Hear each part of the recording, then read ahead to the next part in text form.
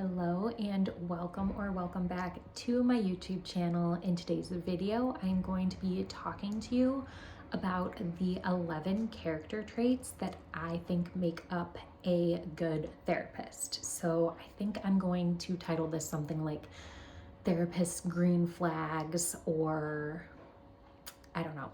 I'm still thinking of what title I want to call it, but I'm going to be talking about my experience as a therapist and what I think makes up a therapist who is going to, one, enjoy being in the field, and two, be really effective with their clients. And just a little disclaimer, this is my own opinion, and there are many different kinds of therapists out there, and it is obviously not one size fits all. That's the beauty of becoming a therapist. And I know so many people who find my channel are either early in their therapy careers, or they are people who are thinking about becoming therapists and going through that whole process of applying to grad schools, interviewing, all of that. So I think that this will be a helpful video if you are thinking about becoming a therapist, or even if you already are a therapist. I would love to hear in the comments what character qualities you think make up an effective and happy therapist. I was kind of inspired to make this video because I see so many posts and things on social media about therapists really burning out. And I do think that this field is just hard in general for everyone, but I do think that there is a certain kind of person who's going to thrive a little bit more as a therapist, as a counselor, as a mental health practitioner. So without me rambling on, let's get into it. Hi, my name is Alyssa Powers, and I created this YouTube channel to teach you the things that grad school didn't, so you can thrive as a mental health practitioner. If you're interested in therapist-y things and this type of content, I would love it if you would subscribe and give this video a like. It helps my channel so much. Let's jump right in. The first character trait or green flag that I think make up a good therapist is being naturally empathetic. So that means being able to be in tune with your emotions and the emotions of other people very easily, and feeling that kind of like compassion and empathy for their feelings and their situation. Pretty self-explanatory, but I think that there's a spectrum of where people are on the empathy scale, and I would say most successful therapists are very empathetic. Number two, I think being able to see the gray area in things, in situations, in life is so helpful when you are a therapist, because you are going to be coming from your own perspective, and your client is going to be coming from their perspective, and you need to be able to empathize with their perspective and their feelings, as well as challenge them. And I just think when we as therapists decide that we have some ultimate answer for our clients, that's when you know that you're just really far off and you're wrong, because there's so much gray area. Most things are not black and white. There are some things that are, like abuse, for instance, that's not really a gray area, that's more black and white. Things like suicidal ideation, there are certain topics that we just are trained as therapists to treat a certain way, and ethically we have to. But a lot of other things are very gray and might not line up with our values, but we aren't there to push our values onto our clients. So gray area is a beautiful thing as a therapist, and being able to kind of live in that space. Number three, being a naturally positive person. Now, I don't think that you absolutely have to be like sunshine and rainbows to be a good therapist, but I will say that most clients have a negative outlook. And maybe that's just because, you're not coming to therapy to brag about how great you're doing, right? Like, it makes sense. It's a place to talk about the hard stuff, the real stuff. It just makes sense that negativity comes up a lot. But I think we as humans just have a negativity bias, and those negative thoughts and emotions stick in our brains so much easier than the positive ones. So I do think being able to play devil's advocate to all the negative and be a really positive presence just naturally is a huge strength as a therapist. Number 4, being a people person. I didn't want to say extrovert because I know plenty of wonderful therapists that are so introverted that do an amazing job.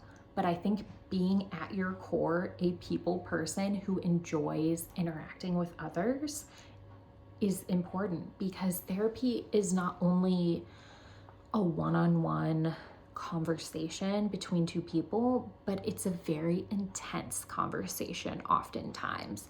And if you are not a people person, or you just get drained super easily, I think you need to know that about yourself and know that you are going to have to do extra self-care and take extra precautions to not burn out in the field.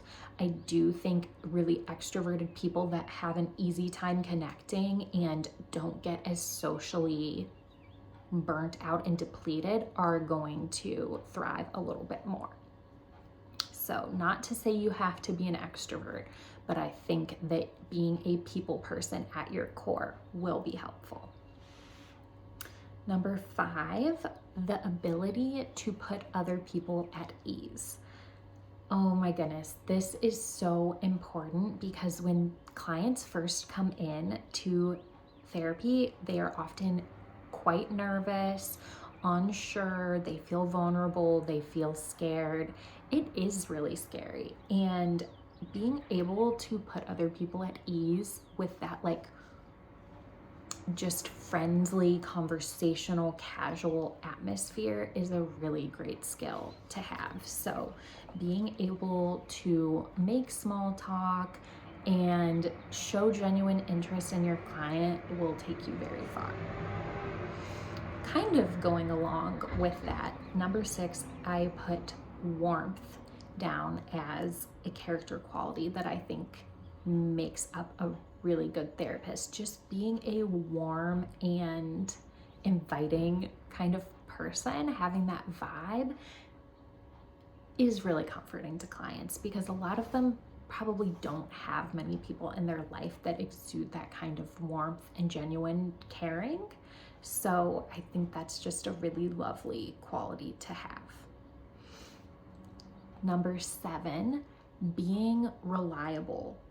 If you are a reliable person, you will go far as a therapist. It's an interesting kind of job, because, like, if you work in retail, for instance, and you call in sick, there's probably someone else that can just do your same job and pick up your shift.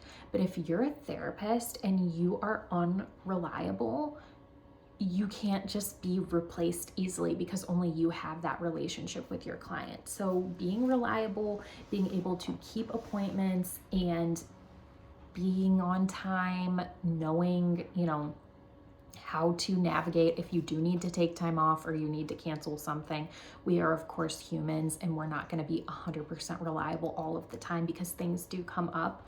But I think being responsible and reliable is really important. I've heard so many stories of people saying, like, my therapist canceled on me like 3 times in a row.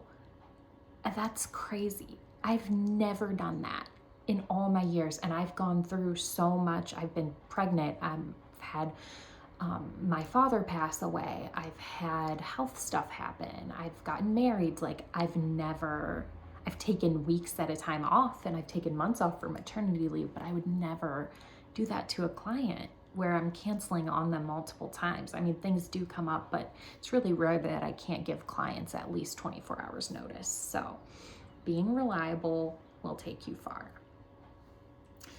Number 8, being willing to be wrong or to just not be an authority in your client's life. I think that people view therapists as an authority. They think like we know some secret that they don't know. And yes, we are highly trained. Yes, there are some things that I would say only therapists are really qualified to do. But ultimately, your client is the authority in their life, and only they know their story to that like full degree. So I think that it's a beautiful thing to work with a therapist who is open to being wrong and who is willing to be curious about their clients. Number 9 is, maybe this is really like basic, but just a general openness and non-judgment. So, you know, as a therapist, people might tell you things that don't align with your values, and you need to be able to hold space for that and still be open and empathetic. Like if you are really, really pro-life, for instance, and you have a client that gets an abortion, can you still hold space for them? These are things that's like a very like kind of in your face hot topic instance, but there are even just little things, right, that clients will say where you'll think like, oh, that doesn't align with my values, and it can be easy to place judgment on them, but really that's going to do so much more harm, and that's not our place to judge or say like that their values need to line up with ours in a certain way. So just being open, being non-judgmental. I saw this funny thing, I think it was Janae Aiko, who is a singer. I think this was like on one of her social medias, but she said like judging others for judging others. And I just think that is genius, because ever since I become a therapist, I'm like very attuned to judgmental talk and judgmental people. Not to say I'm perfect, because for sure I have my judgments at times, but I was like, oh my gosh, I totally judge people for being judgmental. And the irony of that is just whatever. So, okay, number 10, being someone who has done their own work. So this could mean that you have gone to therapy yourself and you've worked through things. This could mean being introspective, taking time to process through any traumas or just hard things you've experienced in your own life. I think that can be really helpful, and I don't think people who are unwilling to, you know, face their own issues are going to make good therapists, because we are basically guiding people through the process. And if we've been through it before, that is going to be extremely helpful. And then number 11, and I don't know why I put this last, this should have probably been like first or second, but having strong boundaries. Oh my goodness, having boundaries is so important as a therapist, because you need to model that for your clients first off, because so many people come in talking about needing boundaries with parents, family, friends, roommates, all of that jazz. And if you have bad boundaries yourself, like say you have a cancellation fee and you never collect it because you're a pushover, or you talk to clients too much about your own personal business, or you